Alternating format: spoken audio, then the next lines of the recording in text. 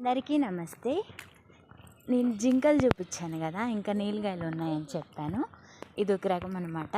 ఇదే నీలగాయ అంటే. ఇవి కూడా చాలా ఉన్నాయి. ఈరోజు ఏంటో ఒక్కొక్కటే కనిపిస్తున్నాయి. ఇది నీలగాయ.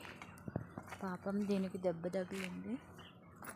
పాపం ఒంటరి అయిపోయింది. ఇది ఒక్కటే ఒంటరిగా ఉందన్నమాట. మేత మేస్తా.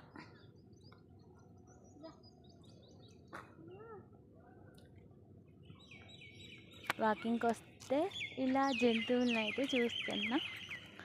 ఇంక ఈ చివరినేమో జింకలు ఉన్నాయి.